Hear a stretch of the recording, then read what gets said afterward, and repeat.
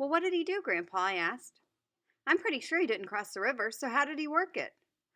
Grandpa pushed the dishes back and using his fork as a pencil, he drew an imaginary line on the tablecloth.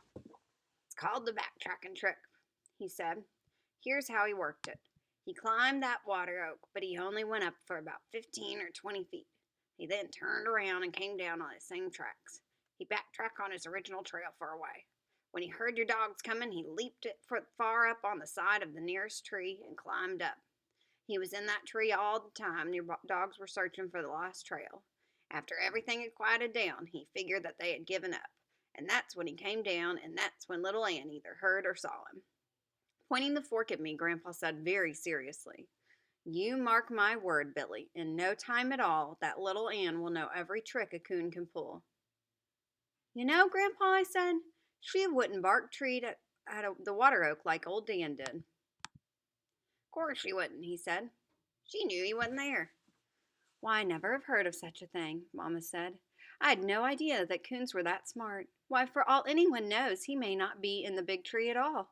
Maybe he pulled another trick. It'd be a shame if Billy cut it down and found there was no coon in it. Oh, he's there, Mamma, I hastily replied. I know he is. They were right on his tail when he went up. Besides, little Ann was bawling her head off when I came to him. Of course he's there, Grandpa said. They were crowding him too closely. He didn't have the time to pull another trick. Grandpa left soon after supper, saying to me, I'll be back down in a few days, and I want to see that coon hide. I thanked him for helping me and walked out to the buggy with him. I almost forgot, he said. I heard there was a fad back in the New England states. Seems like everyone is going crazy over coonskin coats. Now, if this is true, I look for the price of coon hides to take a jump. I was happy to hear this and told my father what Grandpa had said. Papa laughed and said, Well, if you can keep the coons out of those big sycamores, you might make a little money. Before I went to bed, Mama made me a hot bath. Then she rubbed me all over with some liniment that burned like a fire and smelled like a civet cat. It seemed like I had barely closed my eyes when Mama woke me up. Breakfast is about ready, Billy, she said.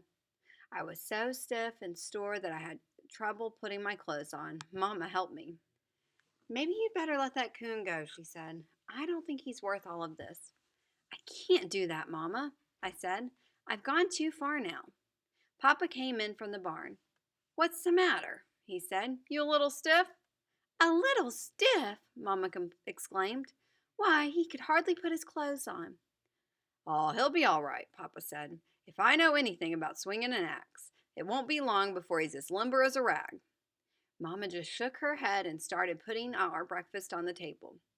While we were eating, Papa said, You know, I woke up several times last night, and each time I'm sure I heard a hound bawling. It sounded like old Dan. I quit the table on the run and headed for my doghouse. I didn't have to go all the way. Little Ann met me on the porch. I asked her where old Dan was and called his name. He was nowhere around. Little Ann started acting strangely. She whined and stared toward the river bottoms. She ran out to the gate, came back, and reared up on me. Mama and Papa came out on the porch.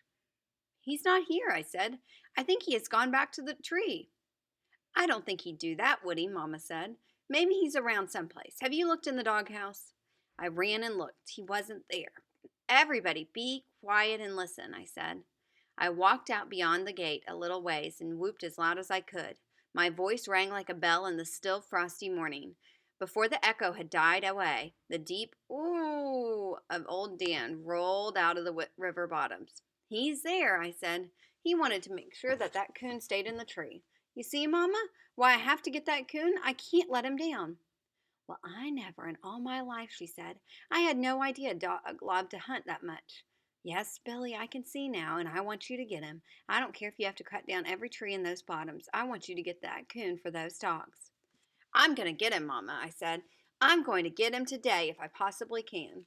Papa laughed and said, Looks like there wasn't any use in building that old scarecrow. All you had to do was tell old Dan to stay and watch the tree. I left the house in a run. Now and then I would stop and whoop. Each time I was answered by the deep voice of old Dan. Little Ann ran ahead of me. By the time I reached the big tree, their voices were making the bottoms ring. When I came tearing out of the underbrush, old Dan threw a fit. He tried to climb the sycamore. He would back way off, and then, bawling and running as fast as he could, he would claw his way far up on the side. Little Ann, not to be outdone, reared up and placed her small front paws on the smooth white bark.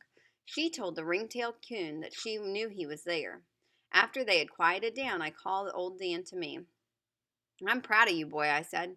"It takes a good dog to stay with a tree all night, but there wasn't any need in you coming back. The coon wouldn't have gotten away.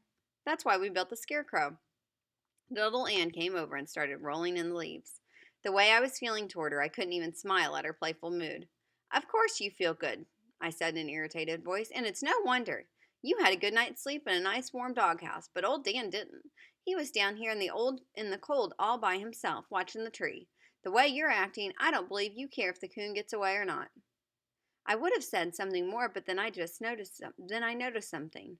I walked over for a better look. There, scratched deep in the soft leaves, were two little beds. One was smaller than the other. Looking at little Ann, I read the answer in her warm gray eyes. Old Dan hadn't been alone when had gone back to the tree. She too had gone along. There was no doubt that in the early morning she had come home to get me.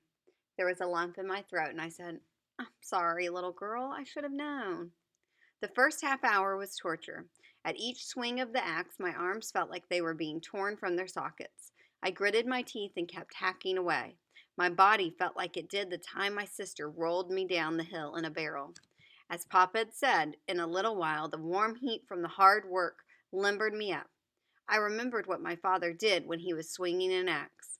At the completion of each swing, he always said, "Ha!" I tried it. Kerwham! Ha! Kerwham! Ha! I don't know if it helped or not, but I was willing to try anything if it would hurry the job. Several times before noon, I had to stop and rake my chips out of the way.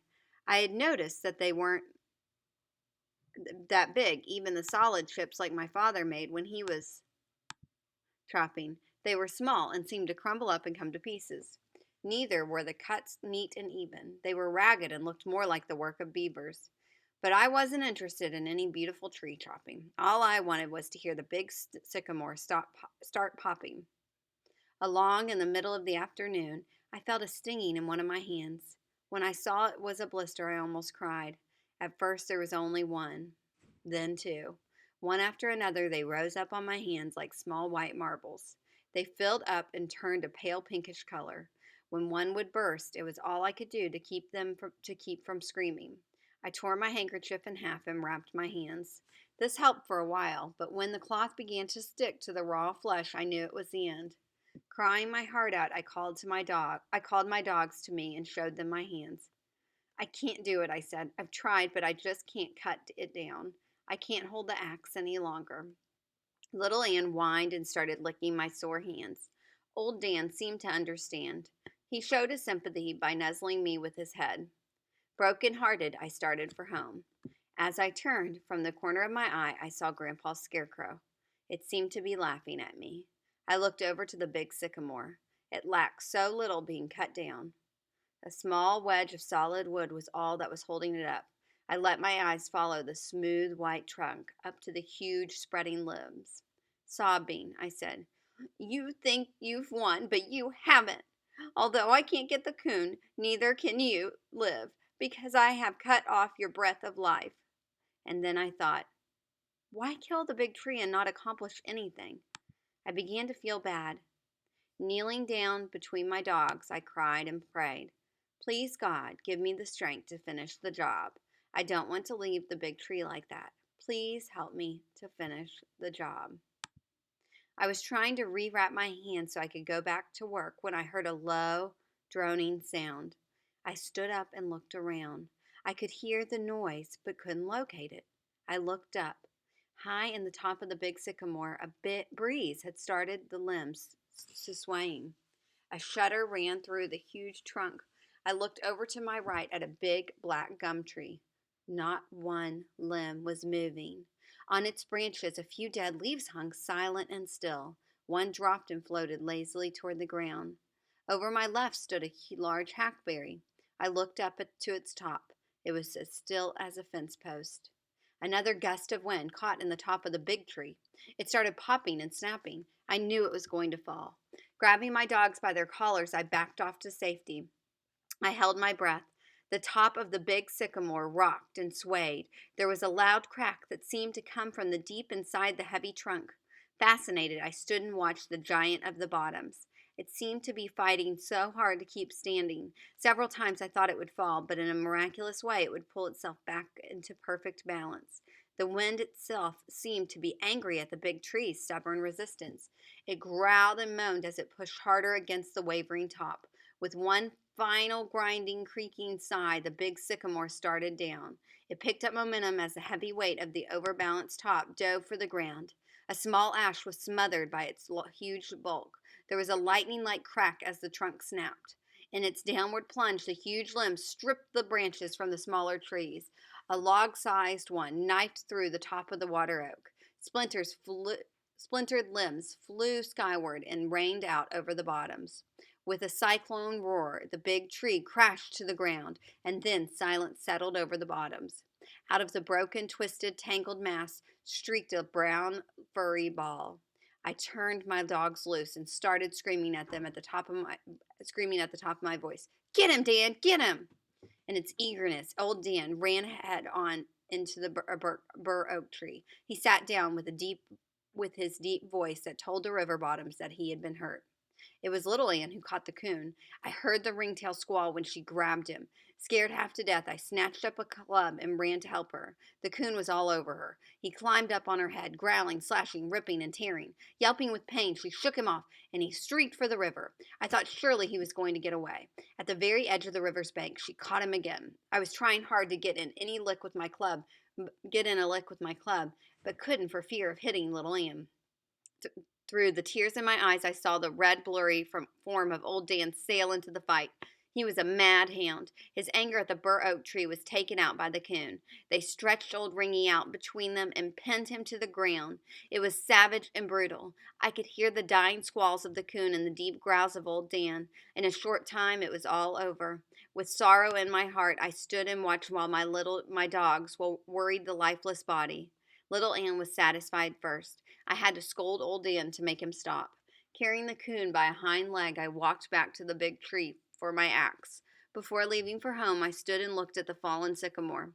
I should have felt proud over the job I had done, but for some reason I couldn't. I knew I would miss the giant of the bottoms, for it had played a wonderful part in my life. I thought of the hours I had whiled away, staring at its beauty and how hard it had been finding the right name for it. "I'm sorry," I said. "I didn't want to cut you down, but I had to. I hope you can understand." I was a proud boy as I walked along in the twilight of the evening. I felt so good even with my sore hands had stopped hurting. What boy wouldn't have been proud? Hadn't my little hounds treed and killed their first coon? Along about then, I decided I was a full-fledged coon hunter.